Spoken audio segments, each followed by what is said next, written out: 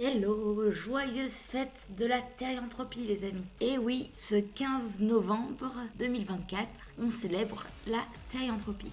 Et je me disais que rien de mieux qu'un jour comme celui-là pour vous expliquer d'où vient la Thérianthropie. Quelle est l'histoire de notre communauté? Beaucoup pensent que la thérianthropie est un concept récent, mais ce n'est pas du tout le cas, et vous allez le découvrir. Alors, tout commence dans les années 90. Il y a eu un forum de passionnés de loups-garous qui a été mis en place et qui s'appelait Art Horror Werewolf. Ici, des personnes s'exprimaient comme se ressentant véritablement loups à l'intérieur, des humains à l'esprit de loup en quelque sorte. Du coup, ils décidèrent de nommer leur communauté les were. Le mot were signifie garou, comme dans werewolf qui signifie loup-garou. La communauté continuait de grandir petit à petit. Et puis, il y a des personnes qui se sentaient animales, mais qui n'étaient pas forcément des loups, qui décidèrent de rejoindre le forum. On arrêta donc d'utiliser le mot were pour une variante un peu plus inclusive, celui de thérianthrope. À la base, thérianthrope, si vous cherchez sur Google d'ailleurs, vous allez voir que ça désigne un humain qui est capable de se changer en animal. Mais dans notre réalité, bien sûr, les thériens se transforment uniquement dans leur tête.